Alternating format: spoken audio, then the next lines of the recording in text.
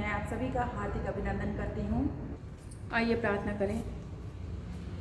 हमारे दयालु परमेश्वर, हम धन्यवाद देते हैं इस सुंदर समय के लिए कि आपने हमारे जीवन पर इतनी दया की कि हम अपने परिवारों के साथ आपका वचन का अध्ययन करने, आपकी स्तुति आराधना करने, अपने हृदयों को खोलकर अपने जीवन की सारी चिंताओं को आपके ऊपर डालने के लिए परमेश्वर आपके सम्मुख आते हैं।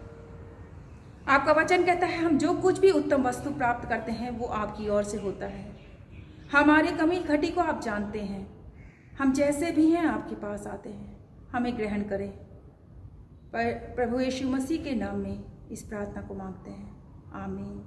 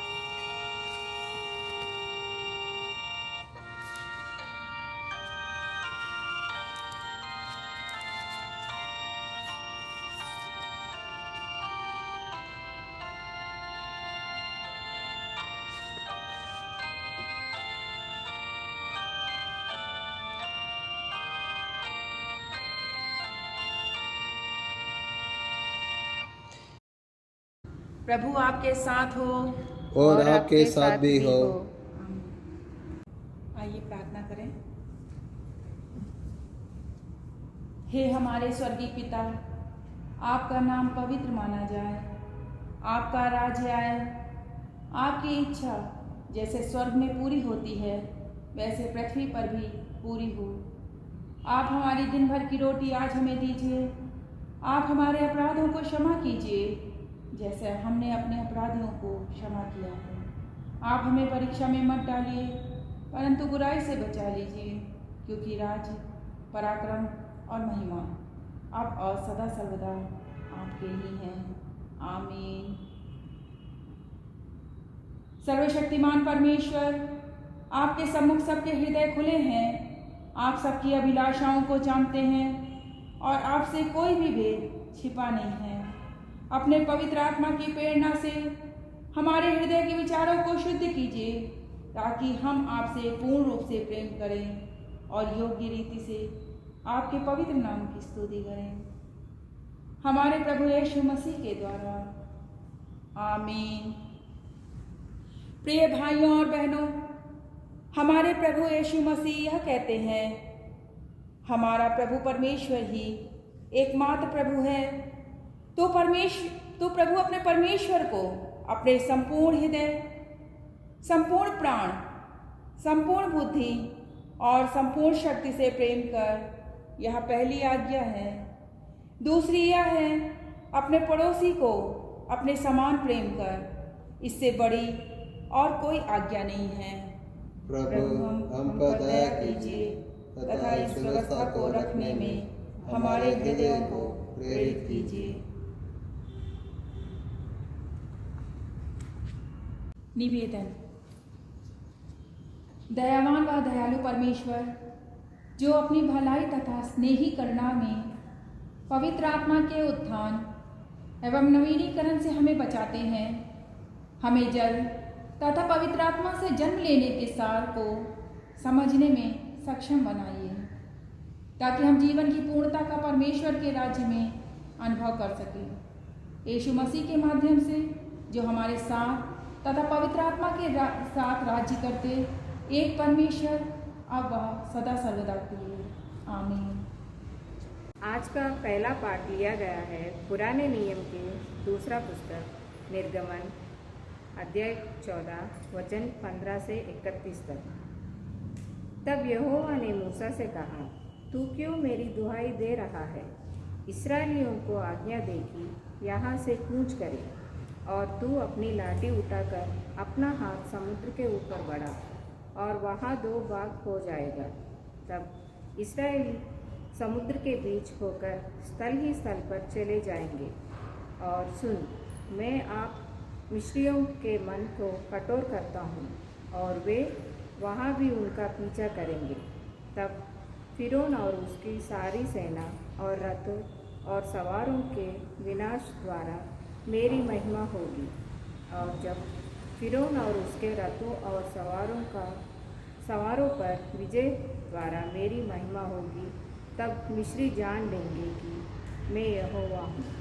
तब परमेश्वर का दूत जो इस्राएलियों सेना के आगे आगे चला करता था, जाकर उनके पीछे हो गया, और बादल का खंभा उनके आगे से हटकर उनके पीछे जा ठहरा। इस प्रकार वहाँ मिस्रियों की सेना और इस्राएलियों के सेना के बीच में आ गया, और बादल और अंधकार तो था, तो भी रात को उन्हें प्रकाश मिलता रहा, और वे रात भर एक दूसरे के पास न आए। तब मूसा ने अपना हाथ समुद्र के ऊपर बढ़ाया, और यहोवा ने रात भर प्रचंड पूर्वाई चलाई, और समुद्र को 2 भाग करके जल ऐसा हटा दिया जिससे उनके बीच सूखी भूमि हो गई। तब इस्राएली समुद्र के बीच स्थल ही स्थल पर होकर चले, और जल उनकी दाहिनी और बाईं ओर दीवार का काम देता था। तब मिस्री अर्थात फिरौन से सब चौड़े रथ और सवार उनके पीछे किए हुए समुद्र के बीच में चले गए, और रात में अंतिम पहाड़ में यहोवा ने बादल और आग के खंभे में से मिस्रियों की सेना पर दृष्टि करते हुए घबरा दिया, और उसने उनके रथों के पहाड़ियों के निकाल डाला, जिससे उनका चलना कठिन हो गया। तब मिस्री अपना आपस में कहने लगे, आओ हम इस्राएलियों के सामने से भागे, क्योंकि यहोवा उनकी ओर से मिस्रियों के विरुद्ध युद्ध कर रहा है।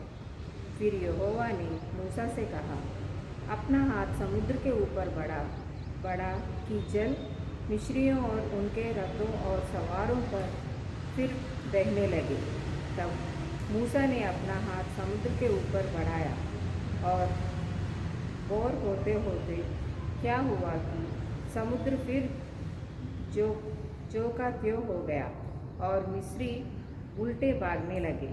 परंतु यहोवा ने उनके समुद्र के बीच ही में झटक दिया, और जल के पलटने से जितना रथ और सवार इस्राएलियों के पीछे समुद्र में आए थे, वे सब वरन फिरौन की सारी सेना उसमें डूब गए, और उससे एक भी ना बचा। परंतु इस्राएलियों समुद्र के बीच स्थल ही स्थल पर होकर चले गए, और जल उनकी दाहिनी और बाईं दोनों ओर दीवार का काम देता था।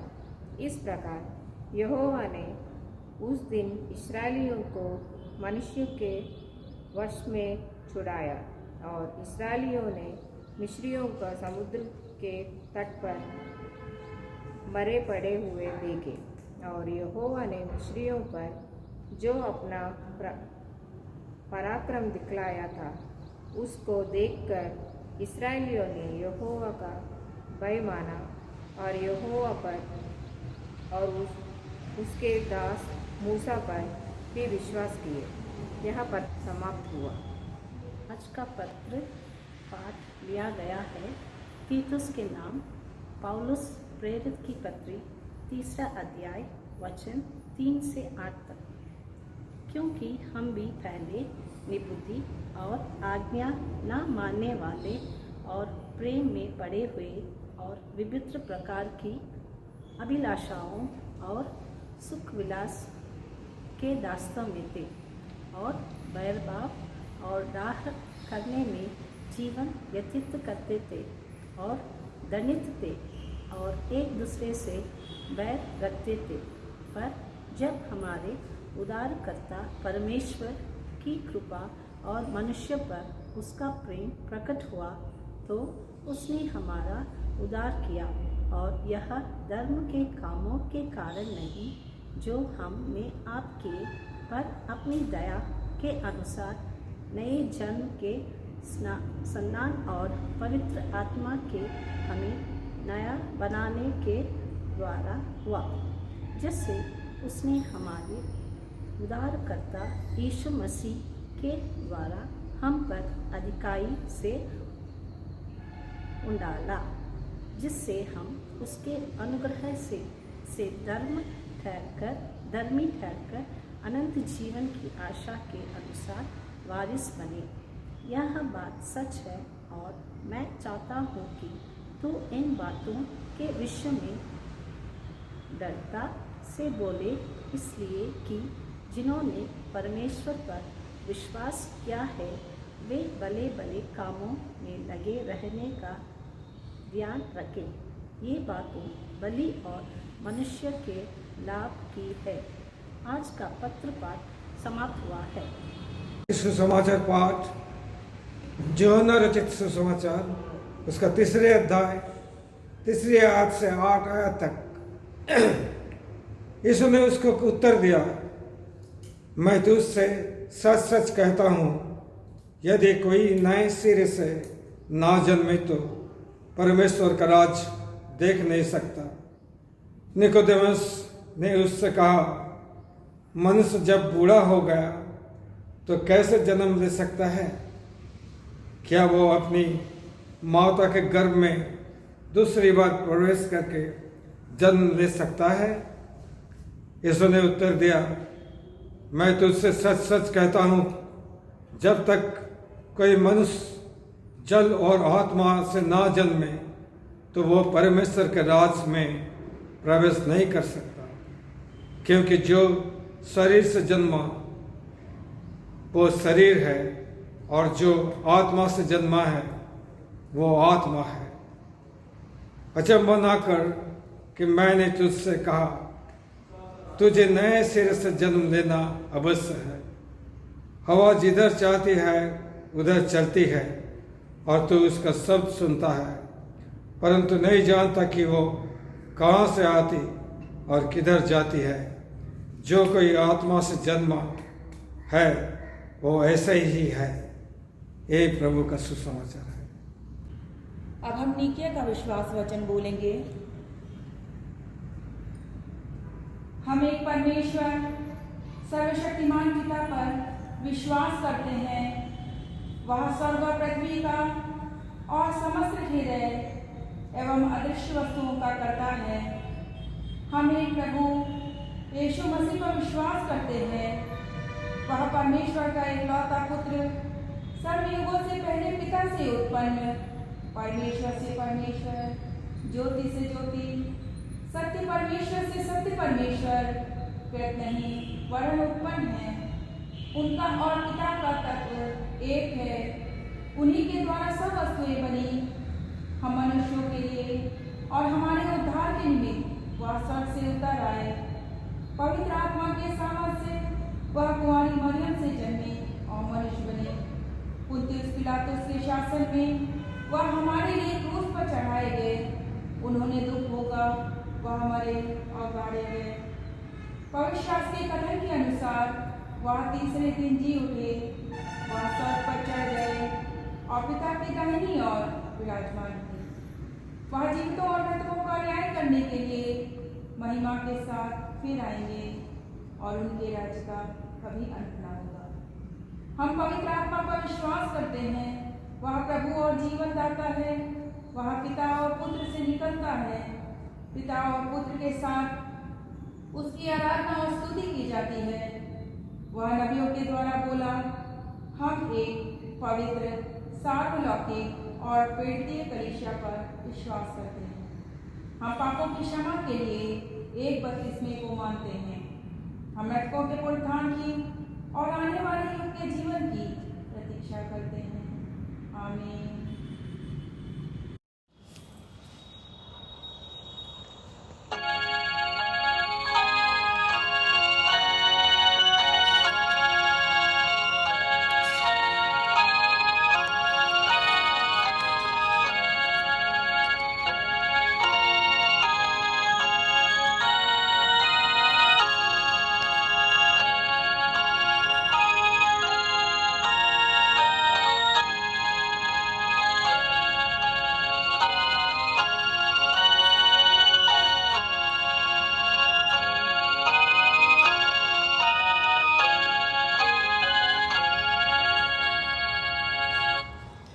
यीशु मेरे शरण स्थान, तुझ में मेरा है कल्याण।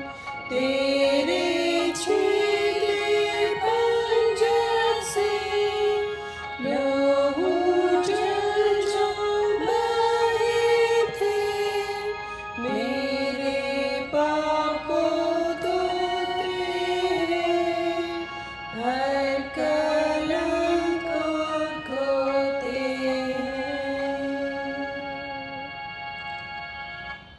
सांस जब तलक चलती हो, वह जब सांस निकलती हो, जब मैं उड़ूं लोकों पार, होगा जब मेरा विचार।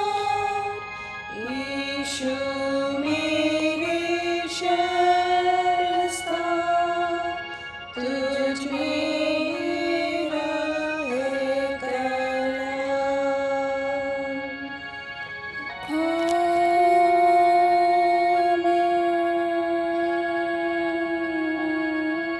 प्रार्थना करें।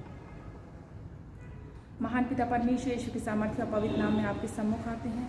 धन्यवाद देते हैं सुंदर समय के लिए जो आपने हमें दिया, ताकि हम परमेश्वर आपके वचन से सीखने वाले, जानने वाले और अपने जीवनों को तौलने वाले हो सके। हम में से प्रत्येक के जीवन पर आपकी आशीष बहुत आयत से होने वाली हो सके। प्रभु यीशु के नाम में मांगते हैं, आमीन। आप सबों को जय मसीह की। पिंतकुस्त के पश्चात इस 11वें रविवार में जो आज का पद लिया गया है वह है पौलुस प्रेरित के नाम तीतुस की पत्री, उसका 3 अध्याय पद 5 से 7 तक। तो उसने हमारा उद्धार किया और यह धर्म के कामों के कारण नहीं जो हमने आप किए, पर अपनी दया के अनुसार नए जन्म के स्नान और पवित्र आत्मा के हमें नया बनाने के द्वारा हुआ, जिसे उसने हमारे उद्धारकर्ता यीशु मसीह के द्वारा हम पर अधिकारी से उंडेला, जिससे हम उसके अनुग्रह से धर्मी ठहरकर अनंत जीवन की आशा के अनुसार वारिस बने। परमेश्वर अपने वचन पर अनुग्रह करे। और इस पद के अनुसार जो आज का शीर्षक लिया गया है वह है 32वें का धार्मिक अनुष्ठान या संस्कार। 32वें का धार्मिक अनुष्ठान या संस्कार। बपतिस्मा किसी व्यक्ति के माथे पर जल छिड़कने या उन्हें जल में डुबोने का मसीही धार्मिक संस्कार, शुद्धि व उत्थान का प्रतीक एवं मसीह कलीसिया में प्रवेश करना बपतिस्मा कहलाता है। बपतिस्मे के पवित्र संस्कार के माध्यम से हम परमेश्वर की संतान बन जाते हैं तथा कलीसिया में एक अंग के रूप में या भाग के रूप में जाने लगते हैं। बपतिस्मा कलीसिया में दिए जाने वाले संस्कारों में से एक संस्कार है। बपतिस्मा यूनानी भाषा में से अनुवादित शब्द है जो बपतिस्मोस से आता है। जिसका अर्थ है स्वच्छता एवं धुलाई का कार्य करना। यहूदियों द्वारा उनके स्वच्छता एवं धुलाई का कार्य उनको एक धार्मिक स्वच्छता समारोह के रूप में या चरण के रूप में किया जाता था। केवल याजक ही नहीं परंतु उनके वस्त्रों को और दूसरे अन्य औजारों को भी जो उनके होते थे उनको धार्मिक रूप से शुद्ध किया जाता था। निर्गमन की पुस्तक उसका 19 अध्याय पद 10 से 14, लय व्यवस्था की पुस्तक उसका 8वां अध्याय पद 6, मरकुस रचित सुसमाचार उसका 7वां अध्याय पद 3 और 4, इब्रानियों की पुस्तक उसका 9 अध्याय पद 10। इन सभी स्थानों पर मौखिक रूप से बपतिस्मों शब्द का उपयोग किया गया है। यूहन्ना बपतिस्मा देने वाले ने जो बपतिस्मा दिया वह यीशु के आगमन का मार्ग तैयार करने के लिए था। जिन लोगों ने पश्चाताप करने एवं नैतिक जीवन जीने का फैसला किया उन्हें यूहन्ना ने बपतिस्मा दिया, परंतु यीशु ने भी बपतिस्मा लिया। यीशु ने पश्चाताप के लिए नहीं बल्कि मानवता के साथ स्वयं को पहचानने तथा संसार के सम्मुख यह दिखाने या प्रदर्शित करने के लिए कि वह एक पूर्ण मनुष्य या संपूर्ण मानव है। यीशु ने उसको यह उत्तर दिया, अब तो ऐसा ही होने दे, क्योंकि हमें इसी रीति से सब धार्मिकता को पूरा करना उचित है। मत्ती रचित सुसमाचार उसका 3 अध्याय पद 15। यहाँ पर इस न्याय का पालन करना एक उचित और महत्वपूर्ण भाग है। यीशु को बपतिस्मा लेना मसीह उद्घोषणा की सेवकाई में प्रवेश करने का प्रतीकात्मक रूप है।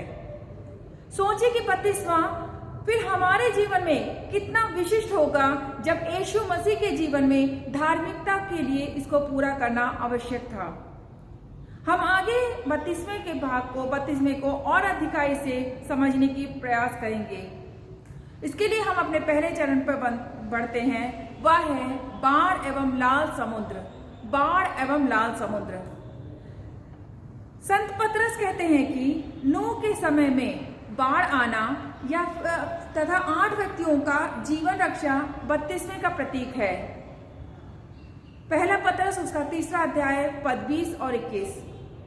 उसी प्रकार से संत पौलुस भी यह विचार रखते थे कि मूसा के साथ इजरायलियों द्वारा लाल समुद्र को पार करना भी बपतिस्मे का ही एक नमूना या उदाहरण है। निर्गमन की पुस्तक उसका 14 अध्याय पद 15 से 31, पहला कुरिन्थियों की पत्री उसका 10वां अध्याय पद 1 और 2। बाढ़ धरती और पृथ्वी को साफ करने के लिए था। लाल समुद्र को पार करना मिस्र की बंधुआई और गुलामी से इजरायली के लोगों को जीवन के लिए एक स्थायी उद्धार देना था। उसी तरह एक बपतिस्मा भी एक व्यक्ति को कलीसिया के साथ एक नया संबंध स्थापित करने के लिए दिया जाता है, जो कि मसीह यीशु की स्वयं देह है। क्या हम बपतिस्मे की गौरवता को समझते हैं? क्या हम दूसरों को इस धार्मिकता के लिए तैयार कर पाते हैं? और इसी के साथ हम अपने दूसरे चरण में पढ़ेंगे, वह है संपूर्ण धार्मिकता की पूर्ति। जैसा कि पूर्व में संकेत दिया जा चुका है कि यूहन्ना बपतिस्मा देने वाले के द्वारा यीशु ने जब बपतिस्मा लेने के लिए आए तब उन्होंने कहा, अब तो ऐसा ही होने दे, क्योंकि हमें इसी रीति से सब धार्मिकता को पूरा करना उचित है। मत्ती रचित सुसमाचार उसका 3 अध्याय पद 15। याजक जो 30 वर्ष के या उसके ऊपर के आयु के होते थे, वो मूसा द्वारा धर्मानुसार समर्पित व्यक्ति हुआ करते थे। लूका रचित सुसमाचार उसका 3 अध्याय पद 23 और गिनती की पुस्तक उसका 4 अध्याय पद 2। इस समर्पण की प्रक्रिया का पहला कदम या चरण सफाई अथवा बपतिस्मा होता था। जब यीशु ने स्वयं को इसके लिए प्रस्तुत किया तब स्वर्ग या आकाश खुल गया और पवित्र आत्मा यीशु मसीह के ऊपर एक कबूतर की नाई उतरे। मत्ती रचित सुसमाचार उसका 3 अध्याय पद 16 और 17, मरकुस रचित सुसमाचार उसका 1 अध्याय पद 9 से 11 तथा लूका रचित सुसमाचार उसका 3 अध्याय पद 21 और 22। इस प्रकार यीशु को परमेश्वर ने एक अनंत याजक के रूप में नियुक्त किया। क्या हमारी धार्मिकता यीशु पर केंद्रित है? क्या हमारे जीवन में पवित्र आत्मा का हस्तक्षेप व कार्य करने की स्वतंत्रता हमने दिया है या नहीं? इन बातों को सोचते हुए, विचार करते हुए हम अपने तीसरे बिंदु पर आएंगे, जो है 32वें का धार्मिक अनुष्ठान। 32वें का धार्मिक अनुष्ठान या संस्कार।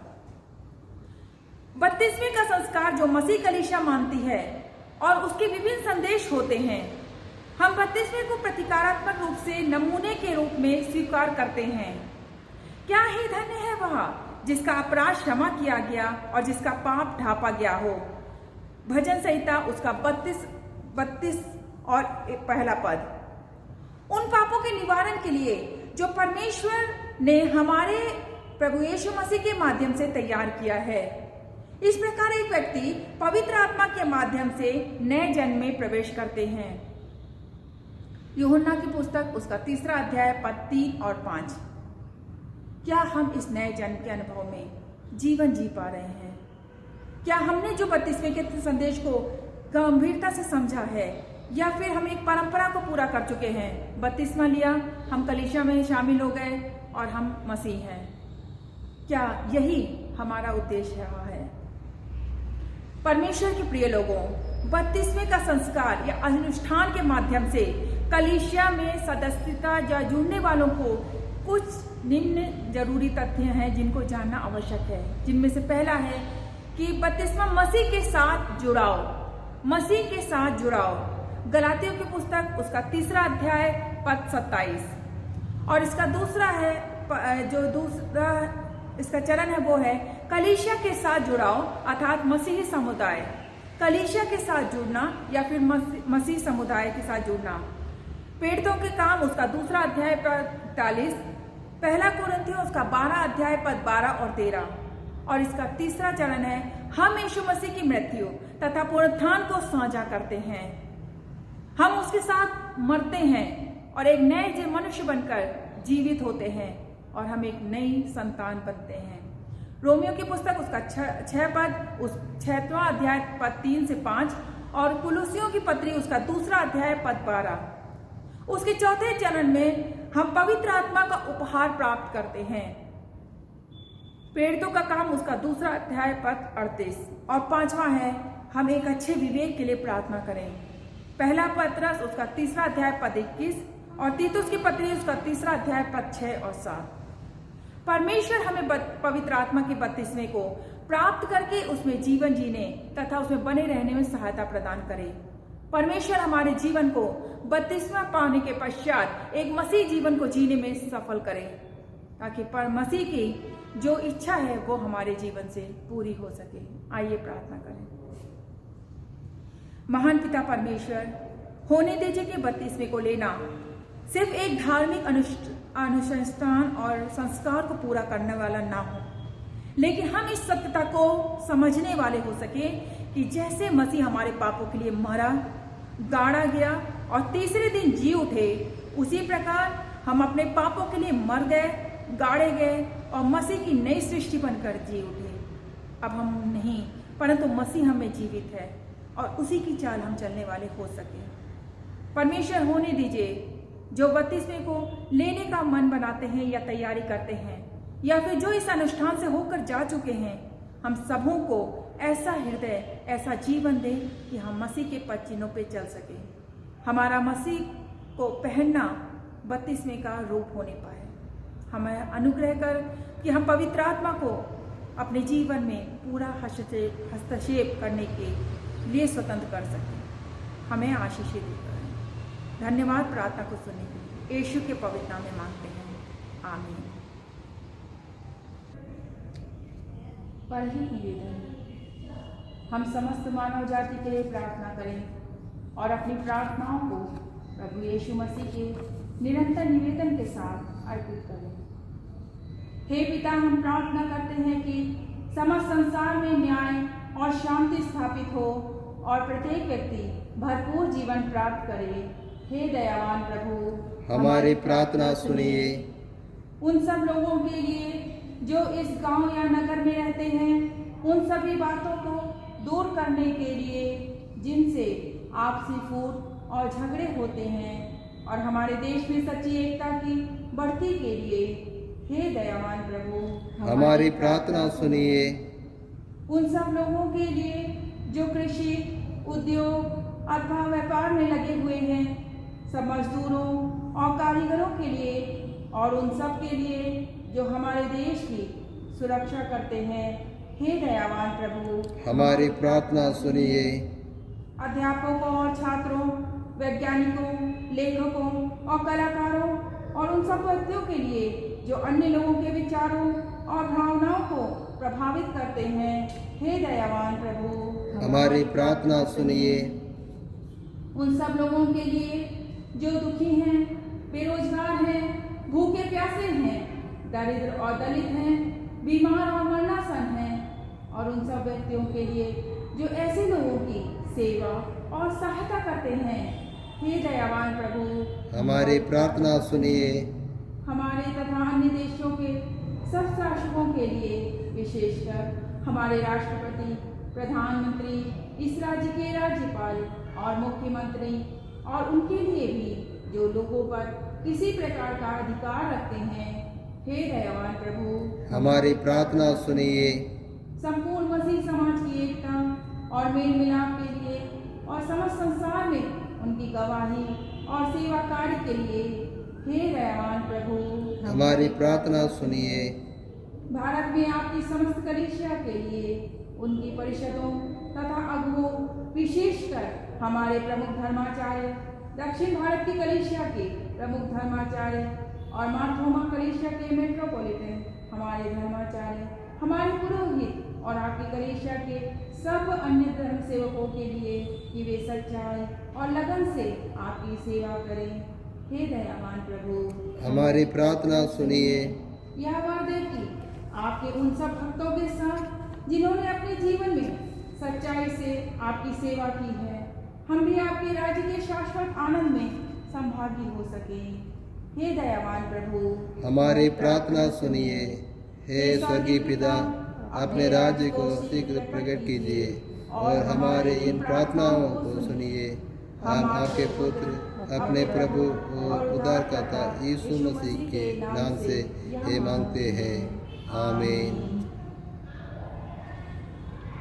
स्वर्ग में परमेश्वर की महिमा और पृथ्वी पर उसके लोगों को शांति। हे प्रभु परमेश्वर, स्वर्गीय राजा, सर्वशक्तिमान पिता परमेश्वर, हम आपकी आराधना करते, आपको धन्यवाद देते और आपकी महिमा के कारण आपकी स्तुति करते हैं। हे प्रभु यीशु मसीह, परमेश्वर पिता के इकलौते पुत्र, हे प्रभु परमेश्वर, हे परमेश्वर के मेले, आप जगत का पाप उठा ले जाते हैं, हम पर दया कीजिए।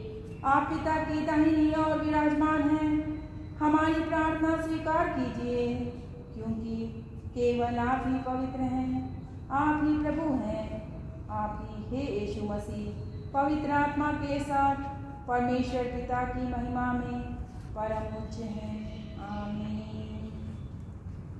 परमेश्वर की शांति जो सारी समझ से परे है, परमेश्वर के और उसके पुत्र हमारे प्रभु यीशु मसीह के ज्ञान और प्रेम में आपके हृदय और विचारों को सुरक्षित रखे और सर्वशक्तिमान परमेश्वर पिता, पुत्र और पवित्र आत्मा की आशीष आप पर हो और आपके साथ सदा सर्वदा बनी रहे, आमीन।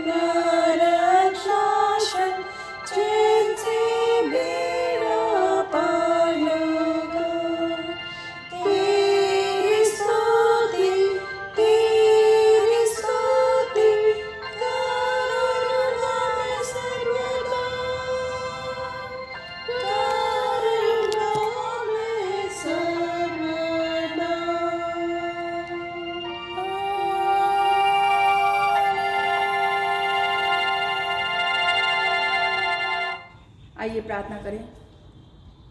हमें जीवन देने वाले हमारे परमेश्वर, हम आपका धन्यवाद देते हैं, आपकी स्तुति आराधना करते हैं कि आपने हमें जिंदों की ज़मीन में रखा। हम जीवित हैं, हमारा श्वास आपकी आराधना कर सकता है। हम इसके लिए धन्यवाद देते हैं, क्योंकि आपका वचन कहता है मुर्दे आपकी आराधना नहीं कर सकते। परमेश्वर, आपके वचन को हमने सुना है, इस प्रकार हम पर दया कीजिए कि हम जो भी अनुष्ठान या कलीसिया कार्यक्रम में भागीदार हों, वह स्वर्ग में की ओर हमारी अगुवाई करने वाले हो सकें। हमारे परिवारों को आशीषित करें, हमारे संसार को, हमारे देश को परमेश्वर इस महामारी से जो कोरोना के है उससे मुक्त करें, हमारे परिवार की आवश्यकताओं को पूरा करें और हमारे जीवन को बलवंत करें। हम एक बार फिर से सारी आराधना और महिमा केवल आपको देते हुए यह प्रार्थना प्रभु यीशु मसीह के नाम में मांगते हैं। सुनिए और ग्रहण कीजिए। आमीन। और आपके साथ भी हो। शांति से पूर्ण जाओ, प्रभु से प्रेम करो और उसकी सेवा में लगे रहो। मसीह के नाम में आमीन।